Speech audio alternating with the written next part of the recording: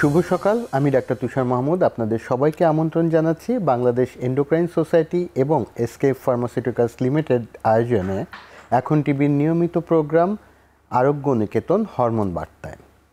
আজকে আমাদের সাথে উপস্থিত আছেন অধ্যাপক ডাক্তার ফারুক পাঠান স্যার এবং ডাক্তার তাহনিয়া হক। আসসালামু আলাইকুম, শুভ সকাল। আসসালামু আলাইকুম, আপনাকে ধন্যবাদ। স্যার কেমন আছেন? আলহামদুলিল্লাহ। আপনি কেমন আছেন? আপনি? ভালো আছি। আমরা আজকে যে বিষয় নিয়ে কথা বলবো সেটা আজকে আমাদের একটা বিশেষ দিন, ওয়ার্ল্ড ওবেসিটি ডে বা বিশ্ব স্থূলতা দিবস, এবং এই বিষয়টা 2015 সাল থেকে শুরু হওয়ার পরে গত 10 বছরে ব্যাপক আকার ধারণ করেছে। আমি যদি বলি প্যান্ডেমিকের মতোই কিন্তু সারা পৃথিবীর এটা একটা সমস্যা হিসেবে চিহ্নিত হয়েছে। স্যার, এই ওবেসিটি বা স্থূলতা বলতে আসলে আমরা কি বুঝি, এটা যদি সহজে আমাদের জন্য। ধন্যবাদ আপনাকে। আপনি সত্যি কথাই বলেছেন যে বর্তমানে সারা পৃথিবীতে ওবেসিটি বা স্থূলতা বা ওভারওয়েট ওজন আধিক্য একটা বিরাট সমস্যা হয়ে দাঁড়িয়েছে। এটা নীরব ঘাতক হিসাবে দাঁড়িয়েছে এবং এটা পাবলিক হেলথ ইস্যুতে একটা এপিডেমিক হিসেবে চিহ্নিত হয়ে আসছে এখন বর্তমানে। তাহলে আমরা ওজন আধিক্য বা স্থূলতা কীভাবে আমরা বলি, এর সাথে তো ইন্টারন্যাশনাল যেটা অথরিটি যারা আছে, বিশেষ করে WHO, তাদের নিজস্ব একটা কাট পয়েন্ট দেওয়া আছে, যেটা আমরা হাইট এবং ওয়েট দেখে একটা ফর্মুলার মাধ্যমে আমরা সাধারণত এটা ঠিক করি। BMI বলে এটাকে।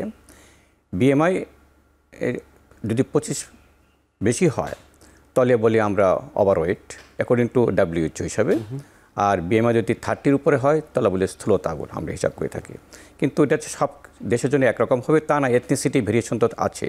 তো বাংলাদেশের পরিপ্রেক্ষিতে 23 BMI উপর হলে আমরা বলি ওভারওয়েট, 25 BMI উপর হলে আমরা বলি স্থূলতা। তার সাথে আরেকটা বিষয় জড়িত আছে। স্থূলতা মানে হলো আমাদের শরীরে অতিরিক্ত ফ্যাট। এটি তো ওভারওয়েটের মেন কারণ। অ্যাবনর্মাল জায়গাতে ফ্যাট, পেটের ভিতরে আমাদের ফ্যাট জমা থাকে, ভিসেরাল ফ্যাট বলি আমরাকে। মানে একটা অ্যাবনর্মাল জায়গাতে অ্যাবনর্মাল অ্যামাউন্ট অফ ফ্যাট যখন হয়, এটাকে বলা হয় স্থূলতা বলা হয় থাকে। তাহলে এটা ওয়েটের মাধ্যমে হয়তো মাপতে পারছি, আমরা নির্ণয় করতে পারবো না। সেখানে আমরা ওয়েস্ট সারকামফারেন্স, কোমরের মাপ, মেয়াদ যেটা বলি, ভুঁড়ি যেটা, এটা কিন্তু একটা ইম্পর্টেন্ট বিষয়। যত ভুঁড়ি বেশি হবে ওতে আমার পেটের ভিতরে চর্বি বেশি হবে, যত চর্বি বেশি হবে ওতে আমার বিভিন্ন জটিলতা, এই স্থূলতার কারণে আমাদের বেশি আসবে। সেজন্য হিসাবে আমাদের সে কনটেস্টে সাধারণত বলা হয়ে থাকে মেয়েদের বেলায় 80 সেন্টিমিটার উপর যদি হয় কোমরের মাপ তাহলে বলি আপনি স্থূল, আর যদি 90 সেন্টিমিটার দিয়ে হয় ছেলেদের বেলা তা বলি স্থূল। অর্থাৎ 80 এবং 90-এর উপরে যখন যাব তখন আমাদের ঝুঁকি বাড়বে, এই স্থূলতাজনিত কারণে বিভিন্ন জটিলতাগুলি আসতে থাকবে। এই জন্যই আমরা এটাকে BMI হিসেবে চিন্তা করি একদিকে, আর একদিকে আমার রিস্ক ফ্যাক্টর আছে কি না কতটুকু আসে, জন্য আমরা স্থূলতা হিসাবে আমরা ওয়েস্ট সারকামফারেন্স বা ম্যাথটাকে আমরা ধরে নিচ্ছি এখানে। আচ্ছা, 80 সেন্টিমিটার অর্থাৎ হচ্ছে গিয়ে মোটামুটি 25, 26, 28, 29 দিকে হয় ইঞ্চিতে, কারণ আমরা ইঞ্চিতেই তো মেপে অভ্যস্ত। ছেলেদের ক্ষেত্রে সেটা 90, মানে এটা 30 বা 32-এর কাছে। এটা হলো এশিয়ান এথনিসিটি হিসাবে কিন্তু হিসেবে। তো এই ক্ষেত্রে কিন্তু এটা আসলে বেশ আশঙ্কাজনক হারে আমাদের দেশের। ডেফিনেটলি আশঙ্কাজনক এটা আমাদের দেশের জন্য। আপু, আপনার কাছে একটু জানতে চাবো এখন, ছেলে এবং মেয়েদের এই যে স্যার বললেন যে দুইটা আলাদা বিষয়, তাহলে কি এই বিষয়ে তাদেরও কোনো মানে স্পেশাল অ্যাটেনশনের প্রয়োজন আছে মেয়েদের ক্ষেত্রে বা ছেলেদের ক্ষেত্রে অথবা বাচ্চাদের ক্ষেত্রে? আচ্ছা, খুব ধন্যবাদ আপনাকে প্রশ্নের জন্য। খুব ভালো প্রশ্ন এটা। আসলে সবার জন্য সব কিছু তো সেম না। মানে এখন যেটা বলি একটা ইন্ডিভিজুয়ালাইজড মেডিসিন, সবার জন্য আলাদা। এই ক্ষেত্রে দেখা গিয়েছে আমাদের মহিলাদের মধ্যে, মেয়েদের মধ্যে, স্পেশালি যে আমাদের এই সাউথ এশিয়ান রিজনের মধ্যে মেয়েদের মধ্যে স্থূলতার হারটা বেশি, এবং অ্যাজ আ হোল কিন্তু মেয়েদের মধ্যে বডি ফ্যাটটাও একটু বেশি থাকে। আমরা স্যার বলেছেন কোমরের মাপ দুজনের আলাদা, মেয়েদের 80, ছেলেদের 90, কিন্তু বডি ফ্যাট পার্সেন্টেজ যেটা, সেটা কিন্তু মেয়েদের একটু বেশি থাকে, ছেলেদের একটু কম থাকে। তো ওইদিকে আপনার মেয়েদের স্থূলতা হওয়ার টেন্ডেন্সি কিন্তু একটু বেশি, কারণ এখানে কিছু ফ্যাক্টর আছে। একটা হলো যে প্রেগনেন্সির সময় মহিলারা কিছু ওয়েট গেইন করে, এটা প্রেগনেন্সি ফ্যাট বলতে পারেন, এবং এরপরে অনেকে আছে সে ওয়েটটা লুজ করতে পারছে না। তো ওইটার সাথে যে একটা ওয়েট অ্যাড হচ্ছে, সেটা একটা মেয়েদের জন্য আরেকটা অ্যাডিশনাল একটা রিস্ক, অ্যাডিশনাল একটা কজ যে স্থূলতা বেশি হওয়ার সেটা। আবার ছেলে আর মেয়েদের কিছুটা লাইফস্টাইলও ডিফারেন্ট। আমাদের দেশের পরিপ্রেক্ষিতে যদি বলেন যে মহিলারা যদি বাসায় হোম মেকার যারা, তাদের একটু বাইরে গিয়ে এক্সারসাইজ যদি একটু কম হয়, সেখানে কিন্তু ওয়েট গেইনের টেন্ডেন্সিটা একটু বেশি থাকছে। আরেক জায়গায় আসছি আমরা যে ছেলে এবং মেয়ে যে মেনোপজ আগ পর্যন্ত ওজন বেশি হলে যে ফ্যাক্টরসগুলো, যে রিস্ক ফ্যাক্টরগুলো আমরা ভয় পাই, যে ডায়াবেটিস হওয়া, কার্ডিওভ্যাসকুলার রিস্ক হওয়া, সেগুলো কিন্তু আবার দেখা যাচ্ছে ছেলেদের মধ্যে বেশি মেয়েদের তুলনায়। মেয়েরা যখন মেনোপজ পার হয়ে যায় তখন আবার মেয়েদের রিস্কটা অনেকটা ছেলেদের সমান হয়ে যায়, ছেলেদের বেশি। সো পুরাপুরি কিন্তু ছেলে মেয়ে আপনি যেটা বলছেন এক না, in terms of body fat percentage, কী কারণে ওজন বাড়ছে, তাদের লাইফস্টাইল এবং পরবর্তী ডায়াবেটিস এবং হার্ট ডিজিজের ঝুঁকি। এবং আমাদের দেশের পার্সপেক্টিভ থেকে তো লাইফস্টাইল এটা আসবে। আর বাচ্চাদের নিয়ে আসলে এটা খুবই খুবই একটা গুরুত্বপূর্ণ বিষয়, কারণ আমরা মনে করি যে স্থূলতা, ডায়াবেটিস, হাইপারটেনশন এগুলো সব অ্যাডাল্ট বড়দের রোগ, বাচ্চাদের কোনো সমস্যা নেই, কিন্তু আসলে শুরু হয় কিন্তু বাচ্চাকাল থেকে।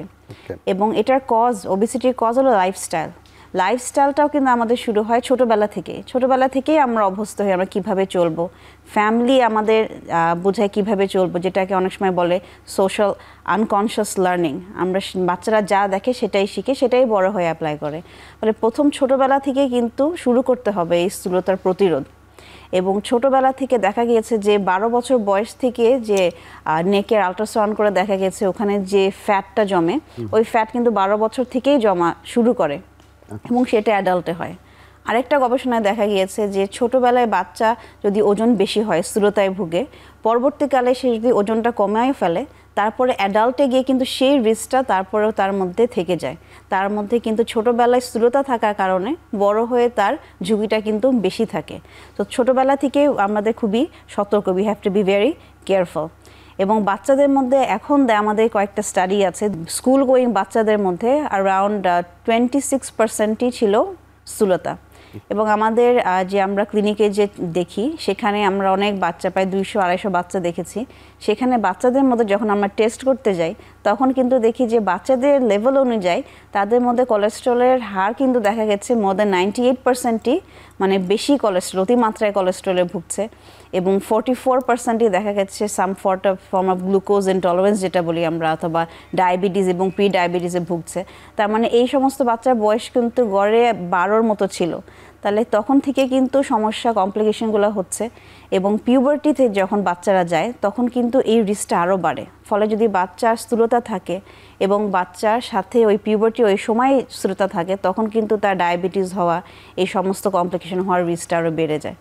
ফলে আমাদের কিন্তু বাচ্চা বলে আমাদের মানে কোনোভাবে মানে কেয়ারলেস অথবা ওয়ার্ল্ড ওবেসিটি ডেতেই তো আমরা জানি যে আমি আবার স্যার যে চাইল্ডহুড ওবেসিটি একটা মানে এখন একদম টার্মিনোলজি চলে আসছে যে চাইল্ডহুড ওবেসিটি বা অ্যাডোলেসেন্ট ফ্যাট। এই জায়গাতে স্যার আমাদের করণীয় কি একটু উপদেশ হিসেবেই স্যার আমি জানতে চাই। স্যার আমি ডক্টর তাহনিয়ার সূত্র ধরে বলছি, এখানে মেল এর ফিমেল সেক্স এবং এইজ দুটা কিন্তু একটা যোগসূত্র আছে এখানে। যদি আমি মোর দেন আমাদের ইন্টারন্যাশনাল যেটা ওয়ার্ল্ড ফেডারেশন যেটা আমাদের তথ্য যেটা আছে, যদি 20 ইয়ার্স আমি এইজকে কাট পয়েন্ট ধরি, মেল ফিমেল হিসাব করি, তো মোর দেন 20 ইয়ার্স বয়স হলে ফিমেলের প্রিপন্ডারেন্সটা বেশি than the male. On the other hand obesity নিয়ে, on the other hand less than 20 years ধরি দেখা যাচ্ছে male preponderance than the female. এটা 20 বছর বয়স থেকে আবার টাউন আউট হয়ে যাচ্ছে এটা। তো এটা একটা ফ্যাক্টর যে ইম্পর্টেন্ট, যেটা বয়সগুলি বললো সেটা একটা ফ্যাক্টর। আর আপনি যেটা বললেন যে আপনার কীভাবে আমরা জিনিসটাকে ঠিক করতে পারবো, তেমনি ঠিক করার উপায় হলো যে স্থূলতা কীভাবে কমাবো। তার আগে আমার জানতে হবে যে স্থূলতা হওয়ার কারণগুলি কী, এটা আমাকে চিহ্নিত করতে হবে। যতই আমরা ইন্ডাস্ট্রিয়ালাইজেশন যাচ্ছি, নগরায়নের দিকে যাচ্ছি, এখন তো শহর থেকে গ্রামের দিকে নগরায়ন চলতেছে, নগরায়নটা কিন্তু আনপ্ল্যান্ড নগরায়ন। এটার ফলে যেটা হয় আমাদের জব চেঞ্জ হচ্ছে, লাইফস্টাইল চেঞ্জ হচ্ছে। লাইফস্টাইলের ভিতরে দুটো ফ্যাক্টর ইম্পর্টেন্ট এখানে, তার মধ্যে হলো আপনার খাদ্য অভ্যাসের পরিবর্তন আসছে। এখন ফাস্টফুড, খালি ওয়েস্টার্ন ফাস্টফুড গ্রামে চলে যাচ্ছে। শুধু ওয়েস্টার্ন ফাস্টফুড না, আমাদের লোকাল যে ফাস্টফুড সেটা কিন্তু মাথা রাখি না। সিঙ্গারা, সমোসা, ডালপুরি, এটা কিন্তু কেউ আমরা মাথা রাখতেছি না। এইগুলি কিন্তু ফাস্টফুডের ভিতরে পড়ে, অর্থাৎ high calorie, high fat, high carbohydrate খাবারগুলি আমরা খাচ্ছি। এই যে পরিবর্তন, যে আপনি 50 বছর আগে যে খাদ্যাভ্যাসের পরিবর্তনটা ছিল, সুষম খাদ্য খাওয়া, সবজি বেশি করে খাওয়া, টাটকা ফলমূল খাওয়া, এখন তো সব চেঞ্জ হয়ে কিন্তু আপনার ফাস্টফুড আইদার লোকালি হোক আর ইন্টারন্যাশনাল। এবং কারণটা হলো যে free tech, free food trade একটা বিষয়, যেটা আমরা ইজিলি আমাদের এই ফুড খাবারগুলি আমাদের ঢুকতেছে, আসলে আমাদের কোনো গভর্নমেন্টের কোনো রেগুলেশন কিছু নাই। তার সাথে আবার আনহেলদি অ্যাডভার্টাইজমেন্ট, একটা কিনলে 2টা ফ্রি, আমার যেটা ক্রেডিট কার্ড থাকলে ঠিক আছে আপনি 4টা নিতে পারবেন, এই যে ইন্সপায়ারেশন দিয়ে দিচ্ছে। তো তাই না, স্কুল কলেজ যদি বলি, প্রত্যেকটি স্কুলের সামনে কিন্তু ফাস্টফুডের দোকানগুলি আছে, চটকদার ফাস্টফুড। বাচ্চারা যখন টিভি দেখে বা তাদের এই মোবাইল ফোনে দেখে এই খাবারগুলি দেখে, তখন দেখেছে আমার আসে তো আমার বাসার তো এই খাবারগুলি আছে, আমার স্কুলের আশেপাশে আছে, তখন সেদিক দিয়ে আকৃষ্ট হয়। তাহলে এই যে ফাস্টফুড খাবার, কোমল পানীয় খাবার একটা প্রবণতা আসছে।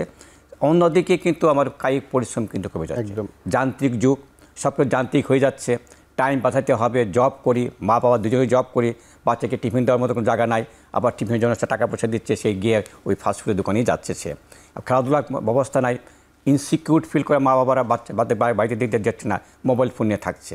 এই যে মোবাইল ফোন থাকছে মানে কি, সে হাতের ব্যায়াম করছে, পায়ের ব্যায়ামটা বাদ দিয়ে। এই যে অভ্যাসটা পরিবর্তন হচ্ছে, তার সাথে আমার যে অ্যাডাল্ট তাদের কিন্তু পরিবর্তন আসছে, খেলার জায়গা নাই, মাঠ নাই, পার্ক নাই, কিচ্ছু নাই। তাহলে কীভাবে হবে? আমরা যাচ্ছি, বাজার যাচ্ছি, আমরা এসকেলেটার উঠছি বা লিফটে উঠছি, এই যে প্রত্যেকটা জায়গাতে। শুধু তাই না, গ্রামে গঞ্জে যান, এখন যান্ত্রিক আমার যন্ত্রপাতি সার্চ করছে, সবই তো যান্ত্রিক। যে সব জায়গা থেকে যান্ত্রিকের কারণে বিরাট পরিবর্তন ফিজিক্যাল অ্যাক্টিভিটিতে আসে।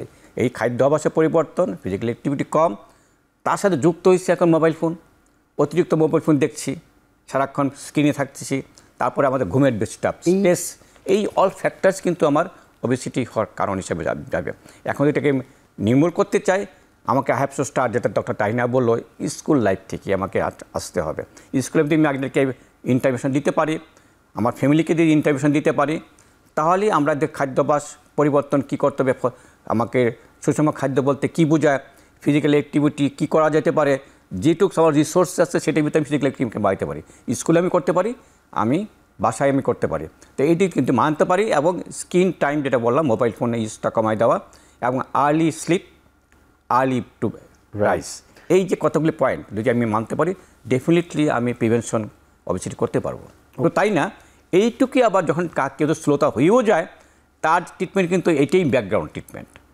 ওকে, মানে ওই লাইফস্টাইল চেঞ্জের মাধ্যমে ডেফিনেটলি লাইফস্টাইল খুবই ইম্পর্টেন্ট ফ্যাক্টর, এবং সেটা কীভাবে বুঝাইতে হবে, সেই পথগুলো আমাদের বার করতে হবে। How to make the understand, মানুষকে কীভাবে সহজে বোঝানো যায়, এই পদ্ধতিকে আমাদের বার করতে হবে। আমি ম্যাডামের কাছে একটু ছোট্ট স্যারের মানে কথা থেকে আসবো। স্যার বলছেন যে স্কুল লাইফ থেকে, আপনিও বললেন যে স্কুলেই বাচ্চাদেরকেই পাচ্ছি, 12 বছরের বাচ্চা, কিন্তু এখন অনেক সময় আমরা খেয়াল করি যে ছোট বাচ্চারা, একদম ছোট বাচ্চা, আগে যেটা ছিল একদম অপুষ্টির বাচ্চা, আমরা 20 বছর আগেও বাংলাদেশেই পেতাম, এখন বরং ওভার পুষ্টি বা নাদুস নুদুস বাচ্চাকে আমরা মনে করি যে সুস্থ বাচ্চা, কিন্তু এটাও তো একটু আনহেলদির একটা ইন্ডিকেশন হতে পারে, কারণ বাচ্চাদের ক্ষেত্রেও তো ওবেসিটিটা আসতে পারে, নাকি এক্ষেত্রে বাবা মার কোনো করণীয় আছে কিনা? ছোট বাচ্চা একদম স্কুলে যাওয়ার আগে, ছোট বাচ্চা 3 বছরের আগে যদি বাচ্চা ওবেসিটি অথবা স্থূলতাতে ভুগে, তখন কিন্তু একটু চিন্তা করতে হবে যে অন্য কোনো সমস্যা আছে কিনা। হ্যাঁ, হরমোনের সমস্যা অথবা অন্য কোনো নিউরোলজিক্যাল সমস্যা, কনজেনিটাল কোনো সমস্যা। সাধারণত 3 বছরের আগে বাচ্চারা এত ওবিস হয় না। যদি খুব ছোটোবেলায় অতিরিক্ত ওবিস হয়ে যায়, তখন কিন্তু চিন্তা করতে হবে যে অন্য কোনো প্রবলেম, ডক্টরের কাছে আনতে হবে। কিন্তু আপনি যেটা বলছেন সেটা ঠিক, পরে 4-5 বছর থেকেই কিন্তু বাচ্চাদের ওজন বাড়ছে। এখানেও আবার একই জিনিস, লাইফস্টাইল। ছোটোবেলা থেকে যে স্পেশালি যে অনেক সময় ফর্মুলা দুধ বেশি খায়, আমরা ব্রেস্ট ফিডিং যারা করে, যে সমস্ত বাচ্চারা 2 বছর পর্যন্ত, দেখবেন যে তাদের কিন্তু ওজন সেরকম বাড়ে না। যদি বাইরের মিল্ক খায়, এখন অনেক রকম ফর্মুলা মিল্ক আসছে, কিছুটা হয়তো দেওয়া যাবে, কিন্তু অতিরিক্ত দিলে সেটার মধ্যে কিন্তু ফ্যাট থাকে। ব্রেস্ট মিল্কে কিন্তু যেটা থাকে আপনার ফ্যাটের পরিমাণ কম থাকে, প্রোটিনের পরিমাণ বেশি থাকে, যেটা আমাদের মানুষের জন্য তৈরি, আল্লাহ যেভাবে তৈরি করে দিয়েছে। যখন আমরা বাইরের মিল্ক দিই, গরুর মিল্ক দিই, কাউ মিল্ক দিই, তখন তার মধ্যে কিন্তু ফ্যাটের পরিমাণটা একটু বেশি থাকে, যেটা আসলে মেড ফর কাউস। তাই সেটা আমরা বাচ্চাদের দিচ্ছি, বেশি দিলে সেখানে ফ্যাট পার্সেন্টেজ বেড়ে যায় সেখান থেকে।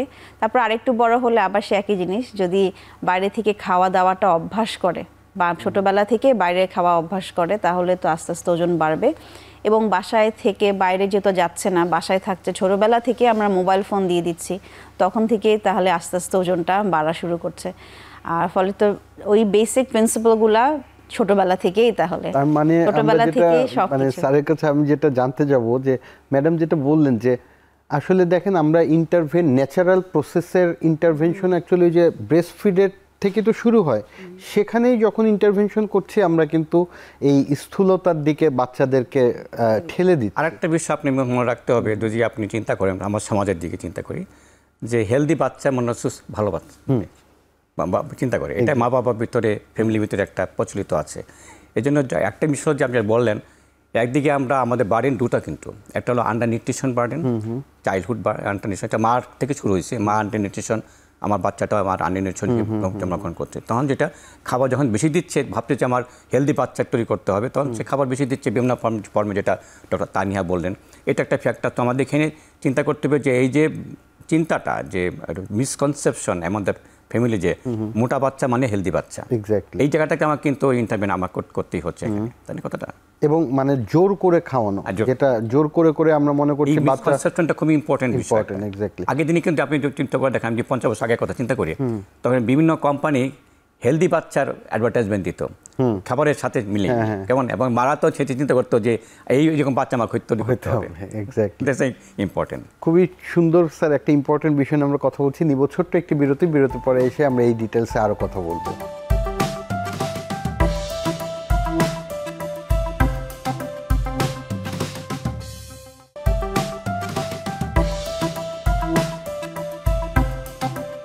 বিরতির পরেই আমি প্রথমেই স্যারের কাছে আসব। আমরা তো এবারকার ওবেসিটি ডে যে থিম, যেটা হচ্ছে গিয়ে চেঞ্জিং সিস্টেম হেলদিয়ার লাইফ, তার মানে আমাদের যদি আমি ওবেসিটি থেকে ভালো থাকতে চাই, দূরে থাকতে চাই, আমার সিস্টেমটাকে চেঞ্জ করতে হবে, যেটা আপনারা দুজনে বলছেন যে একদম স্কুলের লাইফ চেঞ্জ করতে হবে, বাচ্চা প্যারেন্টসের মেন্টালিটি চেঞ্জ করতে হবে, সব কিছু।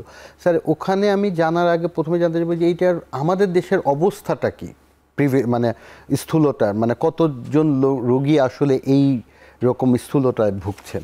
অ্যাডাল্ট ভিতরে দেখা যাচ্ছে যে প্রায় নিয়ারলি 16 মেলির ভিতরে 16% দেখা যাচ্ছে এবং ওবেসিটি, এবং 25% দেখা যাচ্ছে আপনার ফিমেলের ক্ষেত্রে দেখা যাচ্ছে। এটা একটা বিরাট ফ্যাক্টর। আর যে হারে বাড়ছে, যদি চিন্তা করি, টোটাল পপুলেশন 60 to 70% কিন্তু অ্যাট দ্য ইয়ার অফ 2060 2060 সনে গিয়ে দেখা আমাদের প্রজেকশন যেটা আসতেছে, যে হারে বাড়ছে, মোর দেন 3% আমাদের growth rate, obviously growth rate বাড়ছে। সে চিন্তা করলে 60% 70% টোটাল পপুলেশন কিন্তু আমাদের ভুগবে এই অবেসিটি ও স্থূলতা নিয়ে। খুবই অ্যালার্মিং বিষয়। তাহলে এখন যদি আমি এটাকে ইন্টারভেন না করি, তাহলে যে হারে বাড়ছে, তাহলে স্থূলতার চিকিৎসা তো একটা বিষয় আছে। সেকেন্ড হলো স্থূলতার কারণে যে কমপ্লিকেশনগুলি আসবে, ডায়াবেটিস বলেন, হাইপারটেনশন বলেন, রক্তের চর্বি বলেন, হার্ট ডিজিজ বলেন, অস্টিওআর্থ্রাইটিস বলেন, নানা রকমের রোগ তৈরি হচ্ছে। এই রোগে একটা খরচ তো আছে। তাহলে আমি স্থূলতার খরচ আর কনসিকোয়েন্স অ্যাট দ্য এন্ড খরচ দিয়ে চিন্তা করি, ডাইরেক্ট কস্ট বা ইনডাইরেক্ট কস্ট চিন্তা করি, it's huge, more than 3% of the GDP আমার হবে। তো মোর দেন 3% জিডিপি দিয়ে হয়, আলটিমেট দেখা যাবে যে আমাদের growth and development of the whole কান্ট্রির একটা ইম্প্যাক্ট অবশ্যই আসবে এখানে। তো এখনই সময় আমাদের, যেটা এই জন্য বিষয় আমাদের স্লোগান যেটা আসলে, এখনই সময় এটাকে প্রিভেনশন করা, স্টপ করা। কীভাবে স্টপ করতে হবে, সেজন্য আমাদের পলিসি নিতে হবে। এই পলিসি শুধু খালি বাংলাদেশ এন্ডোক্রাইন সোসাইটি না, all stakeholder, government come forward, school curriculum থেকে আসতে হবে। স্কুল কারিকুলামটা শুরু করতে হবে, যে স্কুল কারিকুলামে আমাকে স্থূলতা নিয়ে আমাকে একটা টপিক থাকতে হবে। আমাদের সুষম খাদ্য বলতে কী বোঝার টপিক্স থাকতে হবে, ফিজিক্যাল অ্যাক্টিভিটি ইম্পর্টেন্স কি টপিক্স থাকতে হবে। শুধু থাকলে হবে না, সেটাকে বুঝাইতে হবে, পড়াইতে হবে, এবং টিচারকে সে বলতে হবে। যদি স্কুল মাঠ না থাকে, 4-5টা স্কুল মিলে একটা মাঠ তৈরি করি, 1 ঘন্টা স্পোর্টস ম্যান্ডেটরি করে দিই, এবং ওয়েট সম্বন্ধে তাকে বুঝাই, তোমার এই ওয়েট থাকতে হবে। তো ফ্রম দ্য বিগিনিং যদি আমি স্কুল থেকে শুরু করি, এবং বাসায় যাওয়ার পরে মা বাবা যখন এক খাতে বসবে, আমরা সবাই তো একসাথে পরিবার একসাথে খাই, আমরা সেখানে আলোচনা হবে কিছু ব্যাপারে, হেলদি ফুড নিয়ে আলোচনা, কিছু ব্যাপার হবে ফিজিক্যাল অ্যাক্টিভিটি নিয়ে, এবং সে বলতে হবে এই খাবারটাকে হেলদি কিনা, তুমি আসে পড়ো, পরে আমাকে নেক্সট আমাদের খাবার টেবিলে বসবো, আমি বলবো সেটাই নিয়ে, এটা নিয়ে আলোচনা করবো।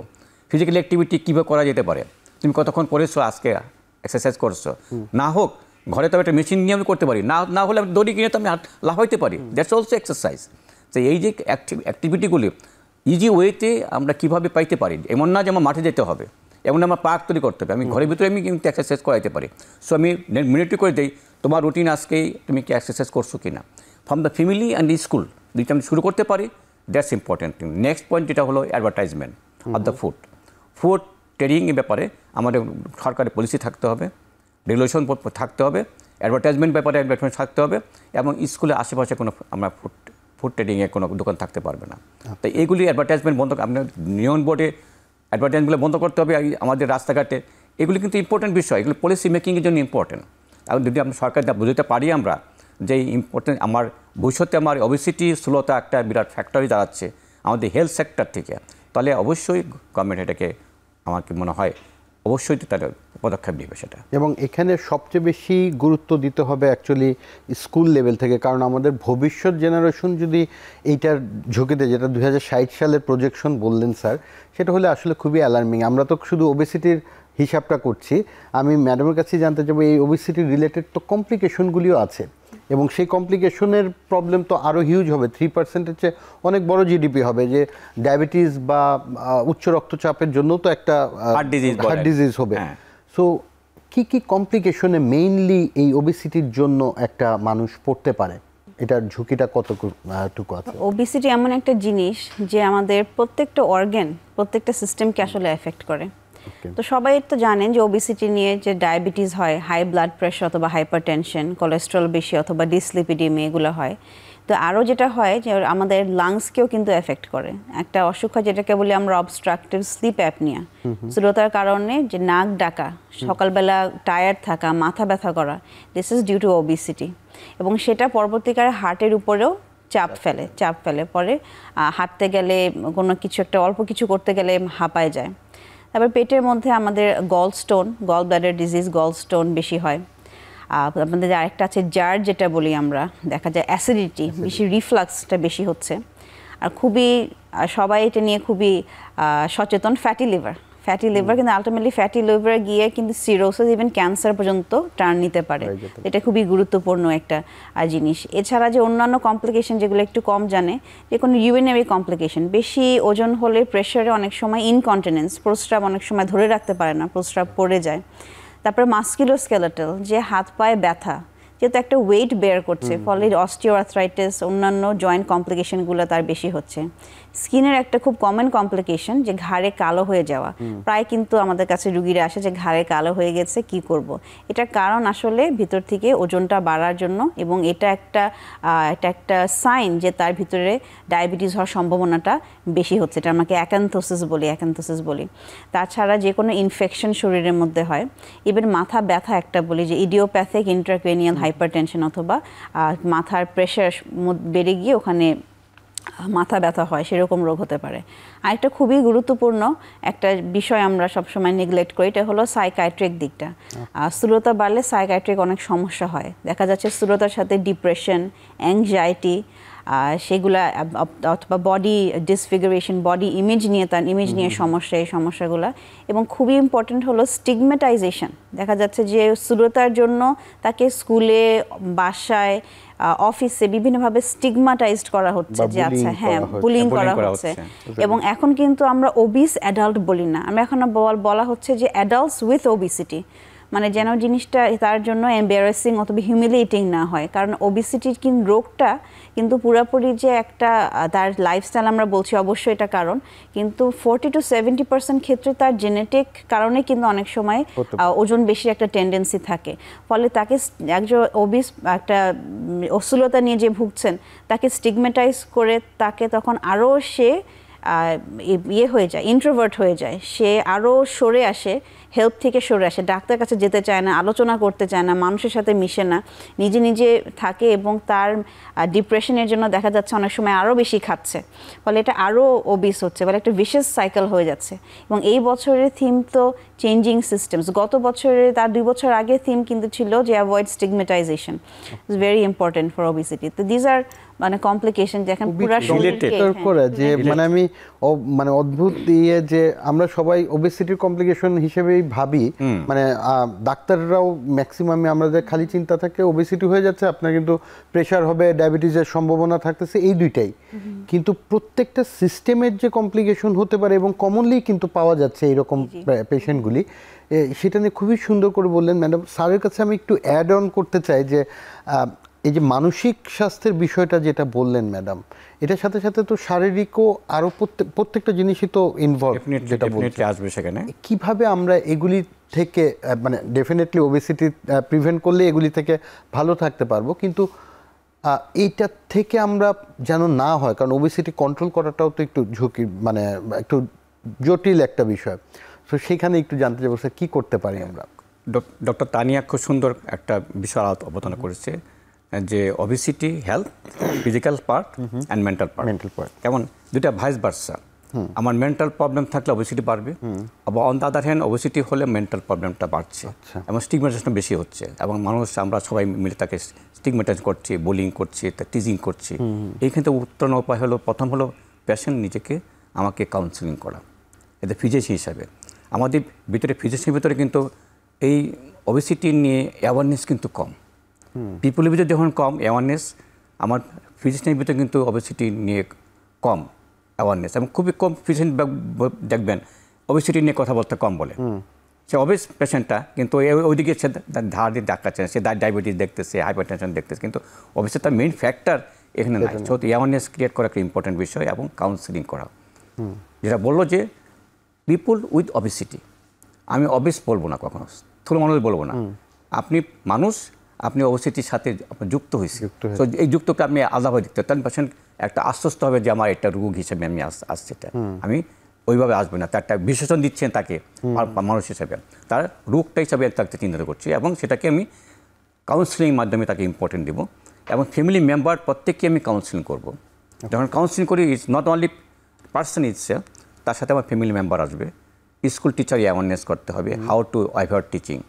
আমার যে বন্ধুবান্ধব তাকে বলতে হবে টিচিং বন্ধ করা, এবং তাকে এনকারেজ করা, চলো আজকে যাই, চলো আমরা অমুক জায়গায় যাই, বন্ধুবান্ধব একসাথে বসে আমরা গল্প করি, যে এই যে কথাগুলি আছে তাকে এনকারেজ করে, তাকে স্বাভাবিক করে নিয়ে আসা, এটা ইম্পর্টেন্ট বিষয়। তার ডিপ্রেশন ভাবটা কাটানোর জন্য, যেহেতু অবশ্যই সে ফিজিক্যাল অ্যাক্টিভিটি করতে চায় না, যেতেও চায় না, তাকে অনেকে স্থূলতা বলবে, কোনো ফ্যামিলি প্রোগ্রাম যেতে চায় না, এটা কেন তাকে এনকারেজ করতে হবে, তুমি যাও, আমাদের ফিজিক্যাল অ্যাক্টিভিটি কিছুটা করতে মতো হবে। এইভাবে তাকে যদি আমি অ্যাওয়ারনেস ক্রিয়েট করতে পারি, মোটিভেশন করতে পারি, কাউন্সিলিং করতে পারি, not only the patient itself but family members, school teacher, বন্ধুবান্ধব, সবাইকে আমাকে এই ব্যাপারে আপনি স্টিগমেটাইজেশন যাতে কম করা যায় এইভাবে চিন্তা ভাবনা করা।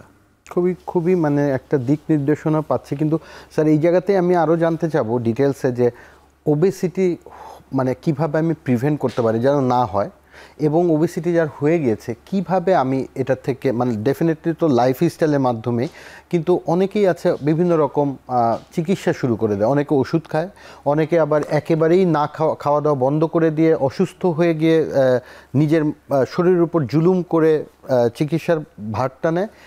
এইটা তো আসলে সিস্টেম না। সো এইটার গাইডলাইনটা নিব আমরা ছোট্ট একটি বিরতির পরে।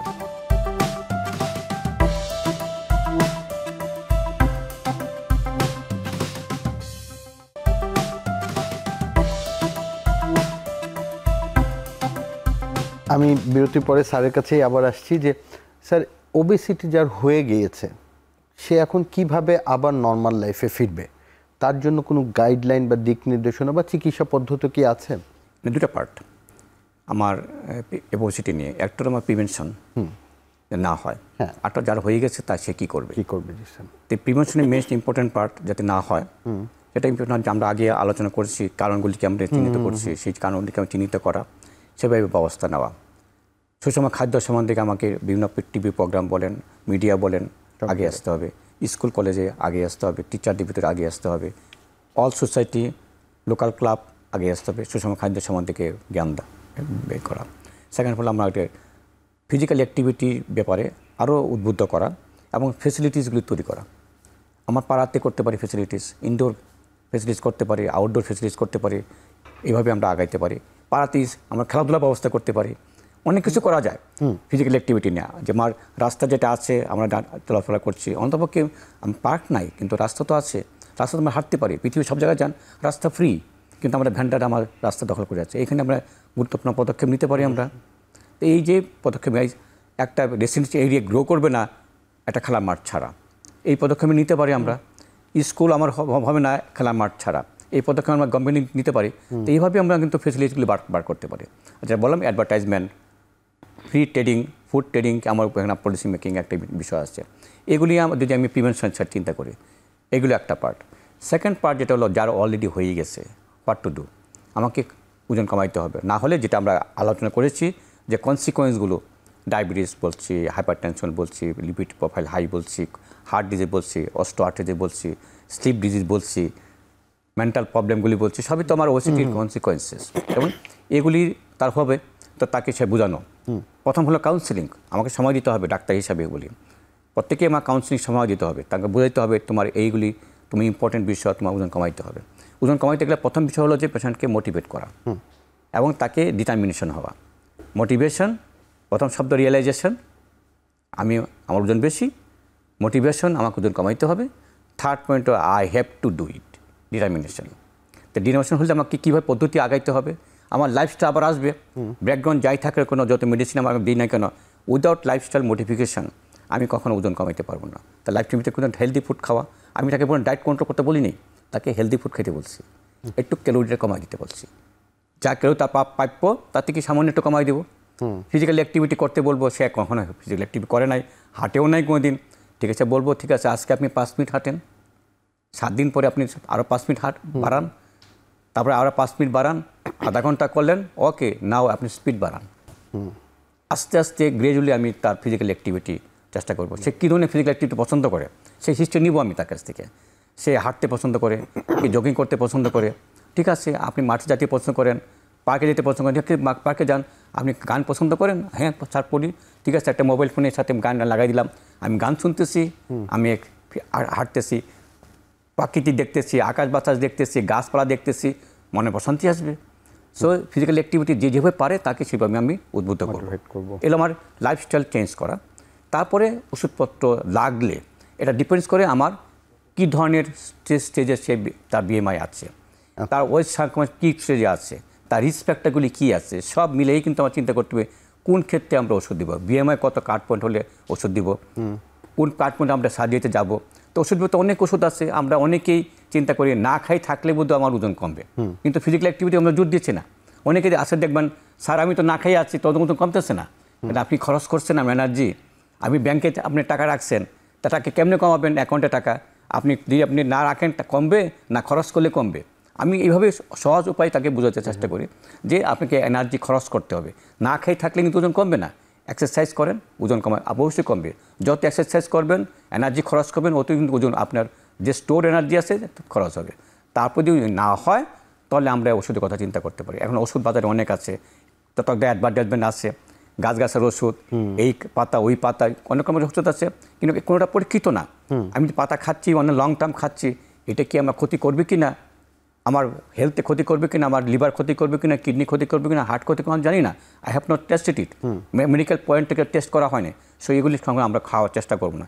যেসব ড্রাগ খাবার বড়ি হোক, ইনজেক্টেবল ফর্মে আছে, অনেক ড্রাগ আছে যেটা আমরা যারা পরীক্ষিত 10-12 বছরে পরীক্ষা করা হয়েছে মেডিকেল সায়েন্স থেকে, যেটা আমার অ্যাডভার্স ইফেক্ট দেখা হয়েছে, সাইড ইফেক্ট দেখা হয়েছে, সেগুলো আমরা ইউজ করতে পারি, কিন্তু নিজে নিজে না, ডাক্তার পরামর্শ নিতে হবে, কোন ড্রাগটা আমার জন্য অ্যাপ্রোপ্রিয়েট সেভাবে যেতে হবে। তাহলে এটাই লং টার্ম প্রসেস, এর মানে শর্ট টার্ম প্রসেস, এটা লং টার্ম কন্টিনিউ করতে হবে আপনাকে, যে 3 মাস করলাম বা 6 মাস করলাম তা না, এই প্রসেসটা লং টার্ম করতে হবে। যখন আপনি একটা ওয়েট পার্টিকুলার ডিটেকশন করবেন দেন আপনি ওষুধ ছেড়ে দিতে পারেন, কিন্তু লাইফস্টাইল কন্টিনিউ করতে হবে, আবার রিগেন করবেন। এই জন্য বলা হয় ওবেসিটি রিল্যাপসিং ডিজিজ, একবার হয়েছে কমাইছো আবার বাড়তেছে, এটা রিল্যাপসিং মানে এটা বারে বারে আসে যায়। তো এটাতে এমনি মিনিমাইজ করতে চাই, কন্টিনিউয়াস আমি ইন্টারভেনশন থাকতে চাই, again motivation counselling for the every time, প্রতিবারই আমাকে কাউন্সিলিং থাকতে হবে, এনকারেজ করতে হবে, তাকে কোনো দৃষ্টি দেবে না হ্যাঁ তুমি তো ওজন করতে পারো নাই, তোমার দ্বারা হবে না, এ কথা বলা যাবে না।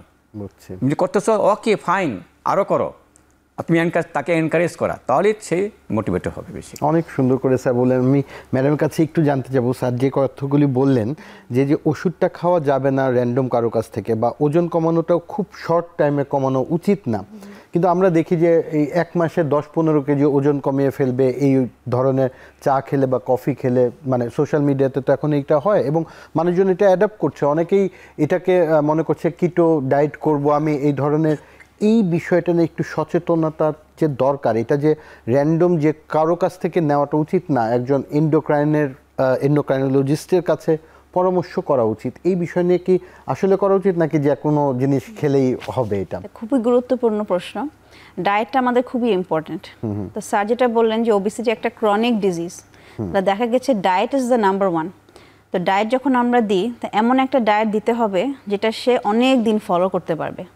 এবং ওয়েট লস প্রোগ্রামে ডায়েটের সফলতার, ডায়েটের কোন ফ্যাক্টরটা আসলে, যেটা হলো ডায়েটারি অ্যাডহিয়ারেন্স। সে যদি অনেক দিন ধরে সেই ডায়েটটা মেনটেন করতে পারবে, সেই ডায়েটটাই দেখা যাচ্ছে যে ওজন কমাচ্ছে। ফলে একটা এটা একটা। সেকেন্ড হলো যে ডায়েট আমরা দিচ্ছি সেটা একটা ব্যালেন্স ডায়েট হতে হবে। তার ওজন যখন কমছে তখন আমরা সবসময় চিন্তা করছি ঠিক আছে ফ্যাট কমছে, তো ওজনের সাথে কিন্তু আমাদের শরীরে কিন্তু মাসল আছে, প্রোটিন আছে, বোনস আছে, সেগুলোও কিন্তু ক্ষতিগ্রস্ত হয় যদি খুব বেশি কম খায়। ফলে একটা ব্যালেন্সড একটা ডায়েট দরকার, যেখানে প্রোটিনটা অ্যাডিকুয়েট অ্যামাউন্ট থাকা উচিত। তাহলে সেক্ষেত্রে যখন ওজন কমছে, এত কেজি 10-15 কেজি 2-3 মাসে কমে যাচ্ছে, তখন দেখা যাচ্ছে যে প্রোটিন মাসল ওয়েস্টিংও হচ্ছে, যেটা একটা নতুন টার্ম আসছে সার্কোপেনিয়া বলি। ওয়েট লসের সাথে এটা খুবই একটা এখন গুরুত্বপূর্ণ বিষয়। এই জিনিসটা প্রিভেন্ট করার জন্য একটা ব্যালেন্সড প্রোটিন ডায়েট তাকে দিতে হবে। গবেষণার মাধ্যমে দেখা গিয়েছে যে বিভিন্ন ডায়েট নিয়ে গবেষণা করে কম্পেয়ার করা হয়েছে কোনটা ভালো। দেখা গেছে মানে কোনোটার থেকে যে বেশি ভালো, কিটো ডায়েট যে বেশি ভালো সেরকম না। ঘুরে ফিরে সে একই কথা যে একটা low calorie well balanced diet, যেটা অনেক দিন ধরে আমাদের রুগী অথবা মানুষ সেটা ফলো করতে পারবে। সো লো ক্যালোরি বলতে যা আমাদের যতটুকু দরকার তার থেকে 500 অথবা 700 কমায় দিয়ে সেই ডায়েটটা আমরা দিই। আচ্ছা, যখন আমরা ট্রিটমেন্ট দিচ্ছি, দেখা যাচ্ছে 1 মাসে আমরা 2 কেজির বেশি, ন্যাচারাল যে প্রসেসটা 2 কেজির বেশি ওজন কমানো আমরা এনকারেজ করছি না। ড্রাস্টিক ওয়েট লস হলে যদি সেটা মেনটেন করতে না পারে, আবার সেই ওয়েট গেইনটা হয়ে যাচ্ছে, এবং সেই ড্রাস্টিক ওয়েট লসের সাথে যে বললাম যে অন্যান্য সমস্যা হচ্ছে। কিটো ডায়েটে যেটা হচ্ছে, আমাদের কার্বোহাইড্রেট নাই, শুধু প্রোটিন আর হাই ফ্যাট দিচ্ছে। ফলে যখন কিটো ডায়েটে ওয়েট লসটা হচ্ছে, সাথে কিন্তু অন্যান্য সমস্যা যেগুলো কোলেস্ট্রল বলেন, সেগুলো কিন্তু মাপলে দেখবেন যে বেড়ে যাচ্ছে। কারণ আপনি যখন বাইরে থেকে ফ্যাট দিচ্ছেন শরীরে, তখন ভিতর থেকে ফ্যাটটা আর ইউটিলাইজ করছে না, বাইরের ফ্যাটটাই খাচ্ছে। তো এটা একটু আনন্যাচারাল ডায়েট বলতে গেলেন। সো বারবার আবার একই কথা, একটা ন্যাচারাল ডায়েটে আমরা ফিরে আসি। মেডিটেরেনিয়ান ডায়েট যেটা বলে, সবজি বেশি, লো ফ্যাট তেল, প্রোটিন ভালো, কিছুটা কার্বোহাইড্রেট, সেটাও একটা ভালো ডায়েট ফলো করার জন্য। তো ঘুরে ফিরে আমি বলছি যে আমরা বলবো যে একটা হেলদি ব্যালেন্স ডায়েট, যেটা আমাদের এন্ডোক্রাইন করে একবারে অনেক ওজন না কমানোটা আমাদের পরামর্শ। অ্যাবনর্মাল একটা ডায়েট দিয়ে বেশি ওজন কমানো শর্ট টার্মে না, লং টার্মে অনেক দিন ধরে যে আমি একটা ব্যালেন্স সুষমভাবে আমি আমার ওজনটা কমাতে পারবো, সেরকম ডায়েট আমাদের ফলো করতে হবে, এবং সেটা যেন নিউট্রিশিয়াস অবশ্যই হয়, লো ক্যালোরি হয় কিন্তু নিউট্রিশিয়াস হয়। খুবই গুরুত্বপূর্ণ একটা কারণ। আমি একটু অ্যাড করি, সায়েন্টিফিকভাবে চিন্তা করলে ডায়েটের ভেতরে কার্বোহাইড্রেট কোন অবস্থাতে 50% নিচে হতে পারবে না। সো 40 to 50% কার্বোহাইড্রেট থাকতে হবে আমার ব্যালেন্স ডায়েটে, আদারওয়াইজ বডির অনেক অ্যাডভার্স ইফেক্ট আসবে। এবং দেখা যাচ্ছে অনেকে কিটো ডায়েট অনেকদিন কন্টিনিউ, অনেক লঞ্চ স্টাফ স্টাডি আছে, কিটো ডায়েট খাওয়ার কারণে ডিমেনশিয়া থেকে শুরু স্ট্রোক, হার্ট অ্যাটাক এগুলি কিন্তু বেশি হচ্ছে। কিন্তু এই যে কিটো ডায়েট শর্ট টাইমের জন্য 2-3 মাসের জন্য কিটো ডায়েট চলতে পারে, কিন্তু লং টাইমের জন্য কিটো ডায়েট চলতে পারে না। খুবই গুরুত্বপূর্ণ একটা ইনফরমেশন পেলাম। নিব ছোট্ট একটি বিরতি পরে এসে আমরা এই বিষয় নিয়ে আরও ডিটেলস কথা বলবো, যে কিভাবে আমি প্রিভেন্ট করতে পারি এবং ট্রিটমেন্টে আসতে পারি ওবেসিটি থেকে।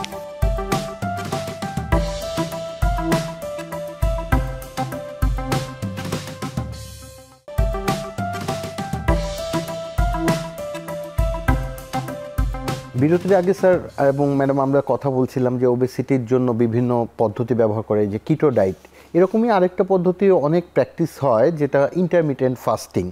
আমি আপুর কাছে জানতে যাব যে এই ইন্টারমিটেন্ট ফাস্টিং, এবং এখন রোজা চলছে, রোজাটা তো কাইন্ড অফ ইন্টারমিটেন্ট ফাস্টিং, আমরা একটা দীর্ঘ সময় না খেয়ে থেকে আবার খাচ্ছি, এইটার উপকারিতাটা কি বা এটা করাটা কি মানে আনহেলদি কিনা? আচ্ছা, এখন ইন্টারমিটেন্ট ফাস্টিং এখন কোন দিকে আপনাকে হেল্প করবে? একটা হলো যে ওবিসিটির জন্য, যেটা একটু আগে বলছিলাম, যে আমাদের লো ক্যালোরি ব্যালেন্স ডায়েটই আমরা অ্যাডভোকেট করি।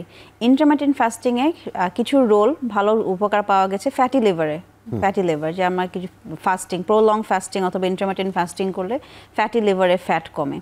তো ওই ক্ষেত্রে আমাদের রমজান মাসে যে আমরা ফাস্টিং করি সেখানে আমাদের ফ্যাটি লিভারে এবং অন্যান্য মেটাবলিক প্যারামিটারসও দেখা গেছে যে গবেষণার মাধ্যমে যে অনেক কিছু ইমপ্রুভ করে। যেহেতু এটা একটা 1 মাসের বিষয়, সেখানে আমরা কখনো এম করি না যে রোজার মাধ্যমে আমরা খুব স্থূলতা কমাবো, কিন্তু অন্যান্য যে মেটাবলিক যে প্যারামিটারগুলো, যেগুলো বললাম ফ্যাটি লিভার, কোলেস্ট্রল, তারপরে ডায়াবেটিস, সবগুলো কিন্তু ইমপ্রুভ করে। তবে অবশ্য যে ফাস্টিংটা আমরা অনেকক্ষণ ধরে না খেয়ে আছি, কিন্তু পরে ইফতারটা আমরা কি করছি সেটা একটা খুব ইম্পর্টেন্ট বিষয়। যে ইফতারে যদি তখন আমরা যদি আবার সে ফ্যাটি ফুড খাই, যদি সে চিনিযুক্ত পানি খাই, লেবুর শরবত সব কিছু খাই, তাহলে কিন্তু আবার ওই যে গোলটা, যে লক্ষ্যটা, সেটা কিন্তু ঠিক সার্ভ হচ্ছে না। ইন্টারমিটেন্ট ফাস্টিং ট্রু সেন্সে কিন্তু তাহলে হচ্ছে না।